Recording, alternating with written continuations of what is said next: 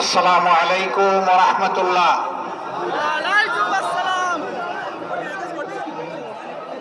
যশোরের মিষ্টিগুড়ের এলাকার মানুষ, মিষ্টি মানুষগুলো আপনারা কেমন আছেন? 24-এর 5 আগস্টের আগে আপনারা কেমন ছিলেন? ভালো ছিলেন না? আল্লাহ তাআলার মেহেরবানিতে এখন ভালো আছেন? আলহামদুলিল্লাহ রাব্বিল আলামিন, ওয়াসসালাতু ওয়াসসালামু আলা রাসূলিহিল কারীম ওয়া আলা আলিহি ওয়া সাহবিহি ওয়া আহলি বাইতি আজমাইন। বাংলাদেশ জামাতে ইসলামী ঐতিহ্যবাহী যশোর জেলা শাখার উদ্যোগে আয়োজিত যশোর ঈদগাহ মাঠে আজকের এই বিশাল কর্মী সম্মেলনের সম্মানিত সভাপতি, বাংলাদেশ জামাতে ইসলামী যশোর জেলা শাখার সম্মানিত আমির জনাব অধ্যাপক গোলাম রসুল,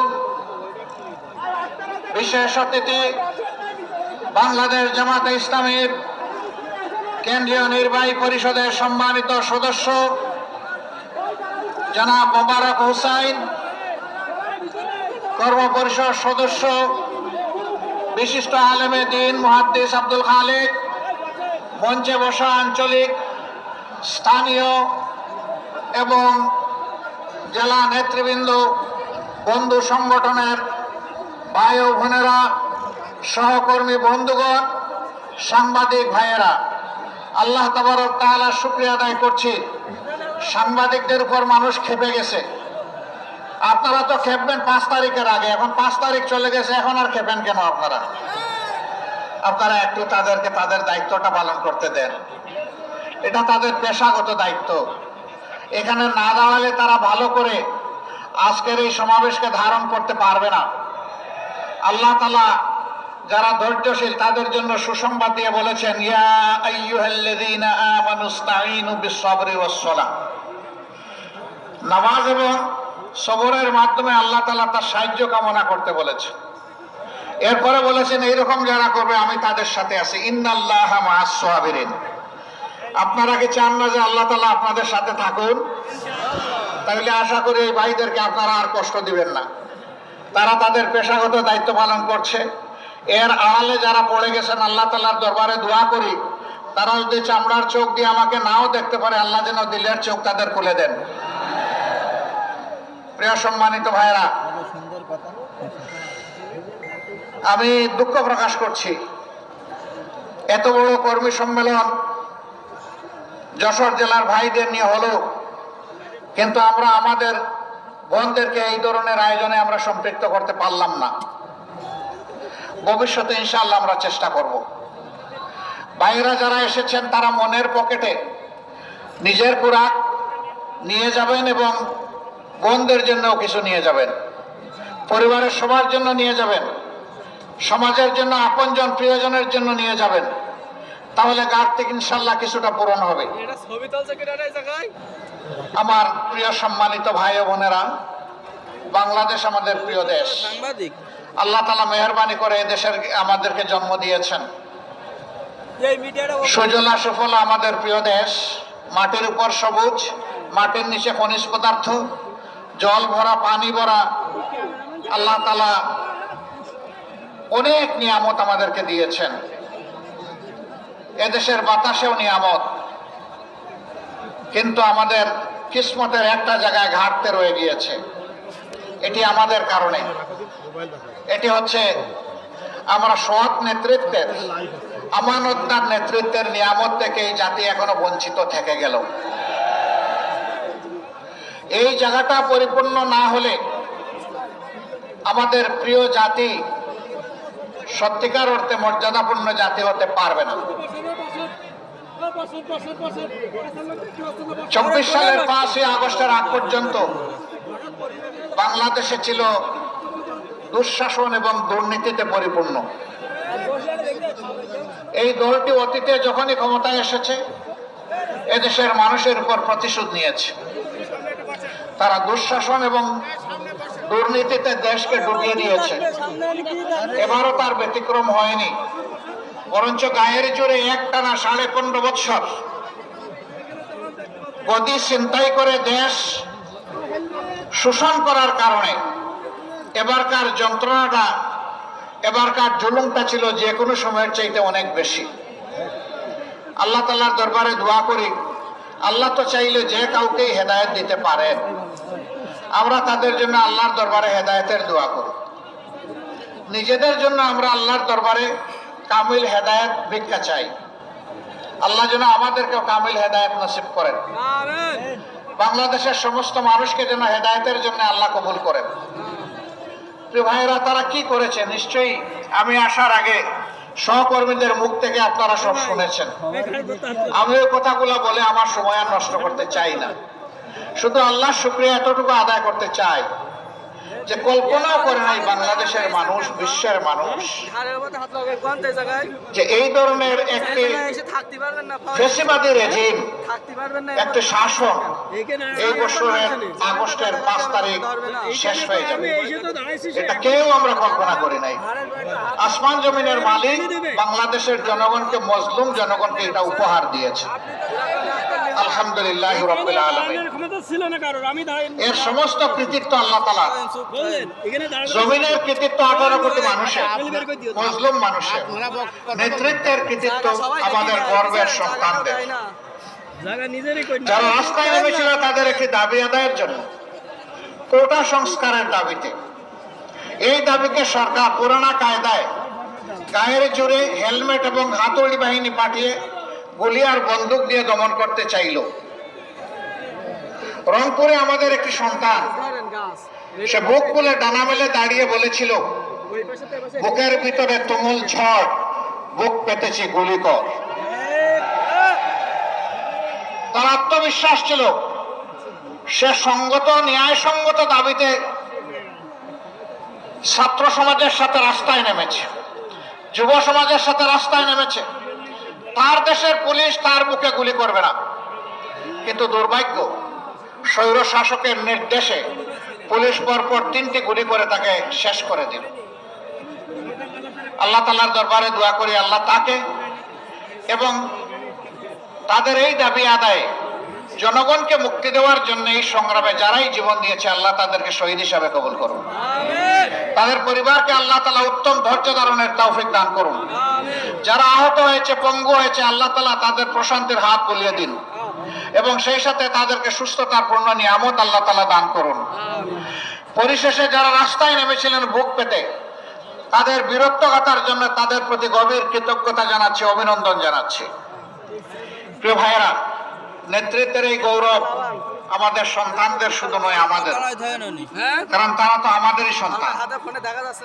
বাবার জন্য সন্তান যখন কোনো কৃতিত্ব গৌরব বয়ে আনে, কার্যত এর সিংহভাগের অংশীদার হয় সেই বাবা মা। অতএব আমরা তাদের অভিভাবক হিসাবে আমরা খুবই গর্বিত। আল্লাহ তাআলার দরবারে দোয়া করি, আল্লাহ তাআলা যুগে যুগে প্রতিদিন এই জাতির মধ্যে এই ধরনের বীর সন্তান পয়দা করে, যারা জাতির পাহারাদার হিসেবে কাজ করে। আমার সম্মানিত ভাইয়েরা, আমি যে মাঠটিতে আজকে দাঁড়িয়ে কথা বলছি, এই মাঠটি যশোর শহরের একটা পুরাতন মাঠ। যশোর জেলাটি ব্রিটিশ আমল থেকে একটা পুরাতন জেলা। এটাকে কেন্দ্র করে পুরা দক্ষিণবঙ্গের এই অংশটা ছিল প্রশাসনিক এই জেলার আওতায়। কিন্তু আমি এর আগেও এই যশোর জেলায় এসেছি। এখানে যখন এই শহরে ঢুকে আমার যেন মনে হয় নূহ আলাইহিস সালামের বন্যার পানি এখানেও এসে লেগেছিল কিনা। কারণ এখানে কোনো উন্নয়ন ছোঁয়া নেই। একটা পুরাতন জেলা, তার তো চেহারা এতদিনে পাল্টে যাওয়ার কথা, কিন্তু জেলাটা অবহেলিত হয়ে আছে কেন? এটা কি বাংলাদেশের অংশ নয়? যশোর জেলা কি বাংলাদেশের উন্নয়নে কোনো অবদান নেই? যদি তাই হয়ে থাকে, তাহলে তারা কেন তাদের ন্যায্য অধিকারটা পাচ্ছেন না? এটা শুধু যশোরেরই বঞ্চনা নয়, তবে যশোর অন্যতম বঞ্চিত জেলা। এই ব্যাপারে আমার নির্দ্বিধায় বলতে কোনো সংকোচ নেই। হ্যাঁ, এখানে মেডিকেল কলেজ হয়েছে, একটা বিজ্ঞান প্রযুক্তি বিশ্ববিদ্যালয় হয়েছে, এখানে আরো অনেক কিছু হওয়া প্রয়োজন। এই শহরটাকে কেন্দ্র করে একটা নগর গড়ে ওঠা প্রয়োজন। এটা নাগরিক সমাজের একটা প্রাণ কেন্দ্রে পরিণত হওয়া প্রয়োজন। এত বড় শহর, তার মধ্যে ভালো একটা পার্ক নেই, ভালো কোনো জলাধার নাই, খেলার কোনো উন্নত মানের মাঠও নেই। কেন এই বিধ্বস্ত দশা? কেন? কারণ একটাই, মানুষের বিবেক যখন কাজ করে না, মানুষ যখন আল্লাহকে ভয় করে না, তখন ক্ষমতাতে বসার আগে মানুষের পা ধরে চুমু খায়, আর ক্ষমতাতে বসে গেলে মানুষকে ভুলে যায়। তখন নিয়ত করে যে 5 বছর পরে আরেকবার পা ছুঁয়ে নেব, মাঝখানটা মালিক আমি আর তোমরা সবাই ভাড়াটিয়া। এই মানসিকতা না থাকলে বৈষম্য হবে কেন? বাংলাদেশের সকল অঞ্চলে সুষম উন্নয়ন হবে। তবে হ্যাঁ, উন্নয়নের জন্য একটা উন্নত মন লাগে, একটা পরিচ্ছন্ন মানসিকতা লাগে। সারা দেশকে চোখে এবং অন্তরে ধারণ করতে হয়। নিজের জন্মস্থানকে আলাদাভাবে দেখতে হয় না। জন্মস্থানের অধিকার জন্মস্থান পাবে, আমার যে জেলায় বাড়ি হোক। কিন্তু যদি আল্লাহ তাআলা এই দেশ পরিচালনার দায়িত্ব কাউকে দেয়, তাহলে সারা দেশই তার দায়িত্বের আওতাভুক্ত। আল্লাহ তাআলা সারা দেশের প্রতি ইঞ্চি মাটির ব্যাপারে তার কাছে জবাব চাইবেন। তুমি এই মাটির ব্যাপারে যত্নশীল ছিলে কিনা? প্রত্যেকটি মানুষ তো নয়, প্রত্যেকটি প্রাণীর ব্যাপারে তাকে জবাব দিতে হবে। মানুষের ব্যাপারে অবশ্যই দিতে হবে। যার অন্তরে আল্লাহর ভয় আছে, যে বিশ্বাস করে এই জীবনের ইনিংস আমার শেষ ইনিংস নয়, আমার আসল ইনিংস হবে আদালতে আখিরাতে, যে দিনকে আল্লাহ তাআলা ইয়ামুত তাগাবুন বলেছেন। এটা হার জিতের দিন। যে হেরে গেল তার ঠিকানা আগুন, যে বেঁচে গেল তার ঠিকানা জান্নাত। এই কথা যারা বিশ্বাস করে যে আমাকে একটা ডে অফ ফাইনাল জাজমেন্ট, আল্লাহর মুখোমুখি আমাকে হতে হবে, তার পক্ষে দেশে বৈষম্য করা সম্ভব নয়। তাকে যদি কেউ জিজ্ঞেস করে তোমার বাড়ি কোথায়, তার জবাব হওয়া উচিত সারা বাংলাদেশ আমার বাড়ি। কিন্তু আফসোস, আমরা সেটা দেখছি না। একই অবস্থা কোর্ট কাছারি, অফিস আদালত, ব্যাংক, বিমা সেক্টর, কর্পোরেশন, মিল, ফ্যাক্টরি, ইন্ডাস্ট্রি, খেতে কামারে, সব জায়গায় একই অবস্থা। যেখানেই যার শক্তি আছে সে দুর্বলের উপর তাণ্ডব চালায়, দুর্বলের পকেট কাটে। যে যত বেশি ধনী এবং জ্ঞানী, আমাদের সমাজে এইরকম কিছু মানুষ আসে, সে তত বেশি চোর এবং ডাকাত। আমরা যাদেরকে চোর বলে চিনি, এরা কয় টাকা চুরি করে, কতটুকু মাল আমার ঘর থেকে বহন করে নিয়ে যেতে পারবে চুরি করে। ডাকাত বলে যাদেরকে জানি, ওদের ক্যাপাসিটি কতটুকু ডাকাতি করার। কিন্তু রাষ্ট্রের মূল্যবান কলম যাদের হাতে, এক কলমের কোচায় সমস্ত সম্পদ ডাকাতি করা সম্ভব। যুগে যুগে তাই হয়েছে, গেল 15 বছর সবচেয়ে বেশি হয়েছে। সরকার বলেছিল উন্নয়নের রাজপথে বাংলাদেশকে উঠিয়ে দিয়েছে, আমরা এখন মহাসড়কে আছি। আর বাংলাদেশ উন্নয়নের রোল মডেল। এখন চতুর্দিকে হাহাকার। বিভিন্ন মিল, ফ্যাক্টরি, ইন্ডাস্ট্রিতে মালিকরা তাদের কর্মচারীদের বেতন দিতে পারে না ঠিক মতো, তাদের ইন্ডাস্ট্রি চালাইতে পারে না। সরকারি ইন্ডাস্ট্রিগুলো তো প্রায় সবগুলা লে অফ বন্ধ হয়ে পড়ে আছে, মুখ থুবড়ে। এখন মাঝারি ব্যবসায়ী যারা আছেন, সব ব্যবসায়ী, ব্যবসা তাদের লাটে ওঠার উপক্রম। ব্যাংকগুলা তাদেরকে পুঁজি দিতে পারছে না। কিভাবে দিবে?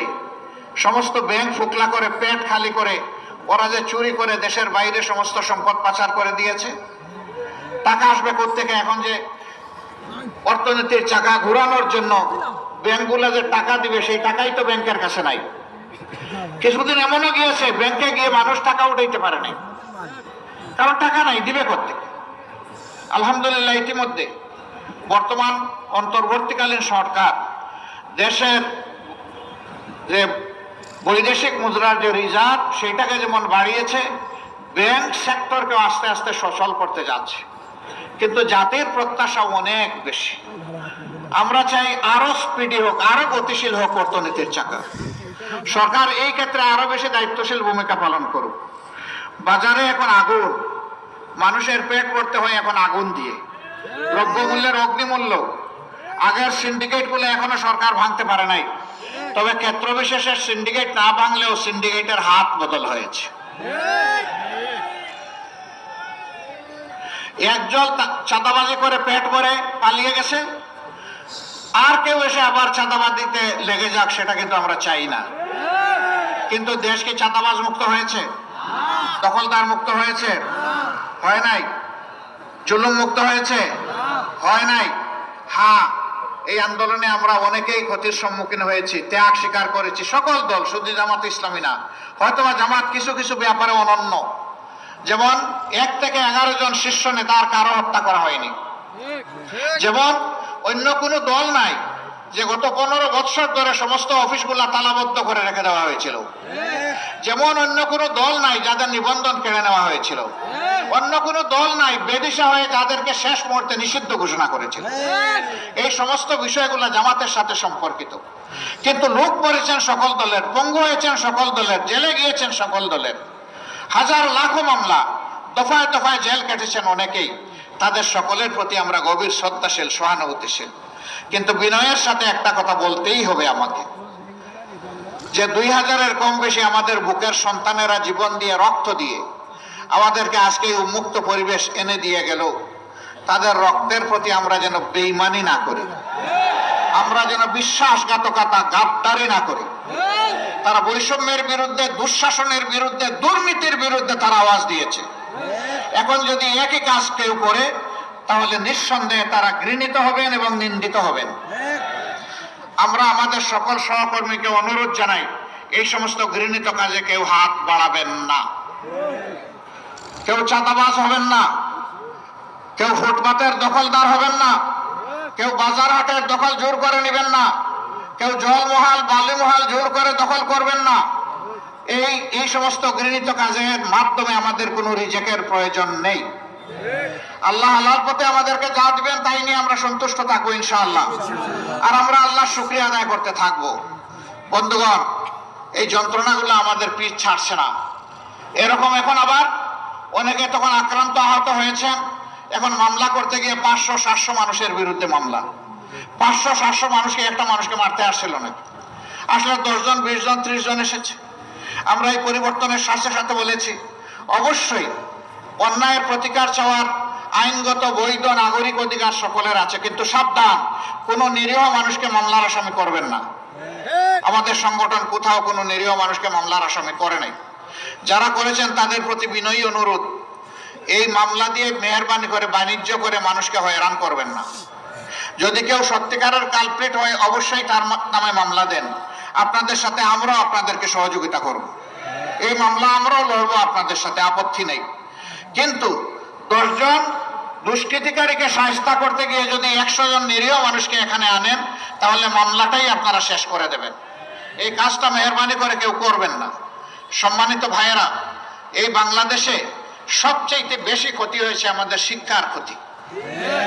আজকে আমাদের যুবক যুবতীরা মাস্টার্স, গ্রাজুয়েশনের সার্টিফিকেট নিয়ে তারা এখন দুয়ারে দুয়ারে ঘুরে, তাদের কাঙ্ক্ষিত একটা চাকরি তারা পায় না।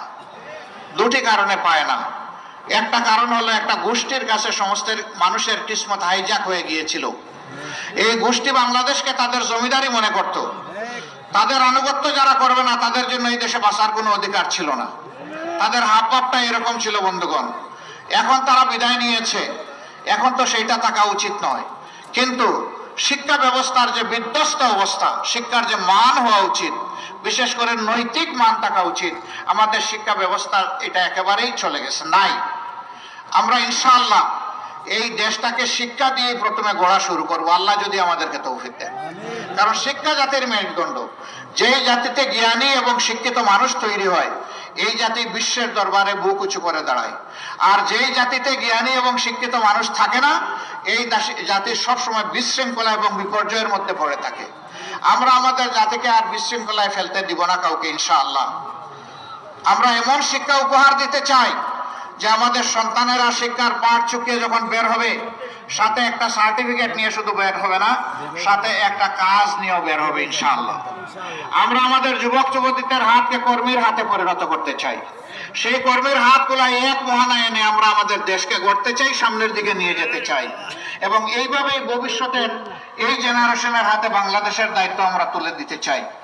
আমাদের এই বক্তব্যকে কেউ কেউ বিকৃত রুচিবোধের জায়গা থেকে প্রশ্নবিদ্ধ করেন।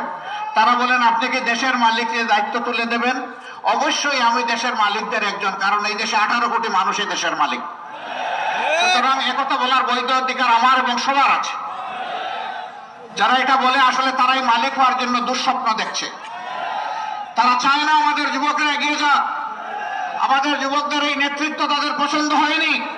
যাদের পছন্দ হয়েছে তারা তাদের প্রতি অবশ্যই দায়বোধ অনুভব করে এবং কৃতজ্ঞতা প্রকাশ করে। আমরা তাদেরকে পছন্দ করেছি, তারা আমাদের গর্বের দল, তারা আমাদের বীর, আমরা তাদের জন্য গর্বিত ইনশাআল্লাহ। আমার সম্মানিত ভাইয়েরা, বাংলাদেশ জামাত ইসলামী এমন একটা রাষ্ট্রের স্বপ্ন দেখে যে রাষ্ট্রে আকাশ এবং পাতালের ব্যবধান থাকবে না নাগরিকদের মাধ্যমে। কেউ গাছতলায় আর কেউ বিষতলায়, এটা হবে না অবস্থা। একটা সামঞ্জস্য থাকবে, সমতা নয় ভারসাম্য থাকবে ইনশাআল্লাহ। অধিকারের জন্য হাহাকার করতে হবে না। বিচার বিভাগকে মেরুদণ্ড সোজা করে দেওয়া হবে, যাতে সেই বিচার বিভাগ রাষ্ট্রের প্রেসিডেন্টকেও দ্বিতীয় কোনো চোখে না দেখে, একই চোখে যেন দেখে, একই চোখে সমস্ত নাগরিককে দেখবে। তিনি কে এটা বিবেচ্য বিষয় নয়। তিনি অপরাধ করে থাকলে যেই অপরাধী হন তাকে বিচারের আওতায় আসতে হবে। সেই বিচার যখন কায়েম হবে, আলহামদুলিল্লাহ, ইনসাফ যদি সমাজে কায়েম হয়, তাহলে কাউকে অধিকার চাইতে হবে না। রাষ্ট্রের দায়িত্ব হবে অধিকারের খোঁজ নিয়ে যার অধিকার তার হাতে পৌঁছে দেওয়া। আমরা এমন একটি রাষ্ট্র দেখতে চাই। আমরা এমন একটি রাষ্ট্র দেখতে চাই যে রাষ্ট্রের নাগরিকদের মধ্যে আর কোনো বিভাজন বিভক্তি থাকবে না। সমস্ত দেশ এবং জনগণ ঐক্যবদ্ধ হবে। এই ঐক্যবদ্ধ নাগরিক সমাজই একটা ঐক্যবদ্ধ দেশ করবে ইনশাআল্লাহ। মুক্তিযুদ্ধের পক্ষে বিপক্ষে আর কত চেতনার বড়ি বিক্রি করবেন আপনারা? অনেক করেছেন। ৫৩টা বছর এই জাতির কপাল থেকে আপনারা ছিনিয়ে নিয়েছেন, জাতিকে আপনারা দাসে পরিণত করেছেন। আমরা আর কারো দাস হব না ইনশাআল্লাহ। মুক্তিযুদ্ধের চেতনা আপনাদের কোথায় যায়? যখন ভারতের প্রধানমন্ত্রী বলে বিজয় দিবসটা ১৬ ডিসেম্বর ভারতের বিজয়, বাংলাদেশের নামে একটা শব্দ পর্যন্ত উচ্চারণ করে না, তখন তো আপনাদের মুখে আমরা কোনো বুলি দেখি না। আমরাই তার প্রতিবাদ করেছি এবং যারা দেশকে ভালোবাসে তারাও প্রতিবাদ করেছে, কিন্তু যারা চেতনা বিক্রি করেন তাদের মুখে আমরা কোনো বুলি সেদিন দেখি নাই। আপনাদের এই চেতনা, আপনাদের এই ভালোবাসা আপনারা রাখেন, এখন গুটাইয়া রাখেন। ৫৩ বছর এটা আমরা দেখেছি। এখন দেশকে তার আপন গতিতে আল্লাহর রাস্তার সামনের দিকে এগিয়ে যেতে সুযোগ দিন, রাস্তা পরিষ্কার করে দিন। আরেকটা বিভাজন লাগায়, সংখ্যাগুরু সংখ্যালঘু। কিসের সংখ্যাগুরু সংখ্যালঘু? এই দেশে আল্লাহ যাদেরকে পয়দা করেছেন তাদের সকলে এই দেশের গর্বিত নাগরিক। সকলের অধিকার, সাংবিধানিক অধিকার সমান। এখানে সংখ্যাগুরু সংখ্যালঘু কিসের? একটা মানুষ তার পছন্দ মতো ধর্ম সে কবুল করবে। ইসলাম ধর্ম কাউকে এই ব্যাপারে জোর জবরদস্তি করার এখতিয়ার দেয় নাই। ধর্ম বর্ণ মিলেমিশে আমরা এই দেশে বসবাস করব। আল্লাহর কাছে যার যার জবাবদিহি তার তার। আরেকজনের জবাব আমাকে দিতে হবে না, আমার জবাব আরেকজনকে দিতে হবে না। সুতরাং এখানে ধর্ম নিয়ে কোনো বাড়াবাড়ি এবং বিভাজন বিভক্তি চলবে না, অধিকার খর্ব করা চলবে না। এরা এই কথাগুলো বলে কার্যত নির্দিষ্ট ধর্মের ভাই বোনদেরকে এরা ক্ষতি করেছে, শোষণ করেছে, লাঞ্ছিত করেছে। এদের অধিকার অনেক ক্ষেত্রে তারা কেড়ে নিয়েছে। কিন্তু দুঃখের বিষয়, যারা কেড়ে নেয় তাদের ব্যাপারে আওয়াজ না দিয়ে এদেশের দেশপ্রেমিক ইসলামপন্থী দলগুলোর বিরুদ্ধে আওয়াজ দেওয়া হয়। এর কারণে ডাকাতরা আরো দ্বিগুণ উৎসাহ নিয়ে ডাকাতি করে, তাদের ক্ষতি করে। আমি 13 সালে জাতিসংঘের মানবাধিকার কমিশনকে চিঠি লিখেছিলাম। আমাদের বিরুদ্ধে এই সংক্রান্ত যত অভিযোগ করা হয়েছে, আমি সেই অভিযোগের বিচার চাই। আমি চাই জাতিসংঘের অধীনে একটা নিউট্রাল ইনকোয়ারি কমিটি করা হোক। সেই ইনকোয়ারি কমিটি বাংলাদেশে আমরা আসলে আমরা সর্বাত্মক সহযোগিতা করব। ওই ইনকোয়ারি কমিটির ইনকোয়ারিতে আমিও যদি দোষী সাব্যস্ত হই, আমি আমার বিচার চাই। আমরা দেখতে চাই তারা বিভিন্ন ধর্মের মানুষের জায়গা জমি দূর করে দখল করে তাদের ইজ্জতের উপর হাত দিয়ে তাদের সম্পদ লুণ্ঠন করে তাদের ক্ষতি করেছে। আমরা শতপত্র চাই, তখন হয় নাই, এখনো দাবি করে হোক। এটা না হওয়ার চাইতে যে কোনো সময় হোক। আমরা পরিষ্কার বলতে চাই, আমাদের হিন্দু বৌদ্ধ খ্রিস্টান ভাইয়েরা যারা আছেন, আমরা যেমন এই দেশের নাগরিক, আপনারাও সেই দেশের নাগরিক। আর যদি কেউ আপনাদেরকে মাইনরিটি বলে, তাহলে আপনারা মুখের উপর চিৎকার দিয়ে বলবেন, আমরা মাইনরিটি নই, মেজরিটি নই, সমান অধিকারের ভিত্তিতে এই দেশের নাগরিক। আমি আমার নাগরিক অধিকার চাই। আমাদের ব্যাপারে আর একটা জুজুর ভয় অনেকে বলেন যে জামাতে ইসলামী ক্ষমতায় গেলে মহিলাদেরকে ঘরে বন্দি করে রাখবে। বাপ এমন যে আমরা 56,000 বর্গমাইলের এই বাংলাদেশে 60,000-এর ঊর্ধ্বে গ্রাম আর 18 কোটি মানুষের ধরে নিলাম কমপক্ষে 6 কোটি ঘর আছে বা 3 কোটি ঘর আছে, হোয়াট এভার মেবি। বাপটা এমন যে আমরা 3 কোটি তালা কিনে রেখেছি আর ক্ষমতায় গেলেই সব করে একটা করে তালা লাগিয়ে দেব, মহিলারা যাতে ঘর থেকে বের হতে না পারে। এগুলো আমাদের বিরুদ্ধে মিথ্যা অভিযোগ। রাসূল করিম সাল্লাল্লাহু আলাইহি সাল্লামের সাথে যুদ্ধের ময়দানে আমাদের মারা অংশগ্রহণ করেছে, যুদ্ধ করেছেন। কঠিন বিপদে রাসূল করিম সাল্লাল্লাহু আলাইহি সাল্লামের জন্য তারা ঢাল হয়ে যুদ্ধ করেছেন। উহুদের ময়দানে কঠিন সময়ে পুরুষরা পাশে ছিলেন না, একজন মা চতুর্দিকে ঘুরে ঘুরে আল্লাহ রাসূলকে প্রোটেকশন দিয়েছেন, নিরাপত্তা দিয়েছেন। আমাদের সেই গর্বিত মা ছিলেন হযরতে নুসাইবা রাদিয়াল্লাহু তাআলা আনহা। যুদ্ধ মানুষের জীবনের সবচেয়ে কঠিন কাজ, সেই কাজে আল্লাহ রাসূল মহিলাদেরকে বারণ করেন নাই, সঙ্গে নিয়ে গিয়েছেন। আমরা কারা আমাদের মাদেরকে ঘরে বন্দী করার? যিনি বাইরে গিয়ে দেশের উন্নয়নে অবদান রাখতে পারবেন, আগ্রহী, তার যোগ্যতা তার দক্ষতা তাকে সঠিক জায়গায় নিয়ে যাবে ইনশাআল্লাহ। তারা দুইটা বাড়তি জিনিস সেদিন ভোগ করবেন, একটা হচ্ছে তাদের সম্মান আর একটা হচ্ছে তাদের নিরাপত্তা। এখন সমাজে তাদের মর্যাদাও স্বীকার করা হয় না আর নিরাপত্তা তো দেওয়াই হয় না। তারা বিভিন্ন জায়গায় বিভিন্নভাবে তারা লাঞ্ছিত হন, অপদস্থ হন। যখন কোরআনিক সমাজ কায়েম হবে ইনশাআল্লাহ তাআলা আযীম, তারা এই দেশে বসবাস করে বলবেন আমি এ দেশের একজন গর্বিত মা। সেদিনটি আসুক, আমরা আল্লাহর দরবারে দোয়া করি। আমরা সমস্ত মায়ের জাতিকে মা হিসাবে দেখি। এক চালাক বন্ধু আমাকে একদিন জিজ্ঞেস করে স্ত্রীকে কি হিসাবে দেখবো, তারেও কি মা হিসাবে দেখবো? বলে হ্যাঁ, তারেও মা হিসাবে দেখবেন, তবে আপনার মা না, আপনার সন্তানের মা। দুনিয়ায় দুইজন মাত্র মানুষ এসেছে যারা মায়ের পেট ছাড়া দুনিয়ায় জন্ম নিয়েছেন, একজন হযরতে আদম আলাইহিস সালাম, আরেকজন তার সঙ্গে হযরতে হাওয়া আলাইহিস সালাম। আর কোনো মানুষ দুনিয়া পয়দা হয়নি মায়ের পেট ছাড়া। এমনকি ঈসা আলাইহিস সালামের বাপ ছিলেন না, কিন্তু মা হযরতে মরিয়ম আলাইহিস সালাম ছিলেন। অতএব মায়ের কাছে আমরা সবাই ঋণী। আমরা আসলেই আমাদের মায়ের জাতকে, মায়ের জাতের সম্মানটাই ফিরাইয়া দিতে চাই। আল্লাহ যেন সেই শক্তি আমাদেরকে দান করেন। প্রিয় ভাইয়েরা, আমরা এমনই একটি বাংলাদেশ চাই যেই দেশে চাঁদাবাজদের কোনো অস্তিত্ব থাকবে না, দখলদারদের অস্তিত্ব থাকবে না, কোর্ট কাছারি আদালত কোথাও ঘুষ চলবে না। বলবেন এত অল্প বেতনে তখন চলবে কেমনে মানুষগুলো? হ্যাঁ, সেই ক্ষেত্রে বেতন বৈষম্য দূর করে সেটাকে সমন্বিত করা হবে ইনশাআল্লাহ। এখন তো বেতন দেই না বলে 100 গুণ বেশি নিয়ে যায়, তখন দ্বিগুণ বাড়িয়ে দিলে মানুষ শান্তির সাথে এই দেশে বসবাস করবে ইনশাআল্লাহ। সবাইকে তার কাজের ব্যাপারে মূল্যায়িত করা হবে ইনশাআল্লাহ। আমরা এমন একটি দেশ চাই যেই দেশ হানাহানির দেশ হবে না, মানবিক বাংলাদেশ হবে। তবে নিঃসন্দেহে এমন একটি দেশ চাই যারা ফেসিবাদের কাছে মাথা নত করবেন না, যারা কোনো আগ্রাসী সাম্রাজ্যবাদ মেনে নেবে না, দুনিয়ার সমস্ত দেশ হিসাবে বন্ধু হিসাবে দেখবে, কাউকে প্রভুর জায়গায় বসাবে না। এমন একটি জাতি আমরা গড়তে চাই। আপনারা কি সেই জাতি গড়তে চান? শিওর। বাংলাদেশ জামাত ইসলামী অঙ্গীকারবদ্ধ। আপনাদেরকে হাত মজবুত করতে হবে, দিল শক্ত করতে হবে, কদম চালু করতে হবে, দৃষ্টি প্রসারিত করতে হবে এবং হৃদয় প্রসারিত করতে হবে। পারবেন?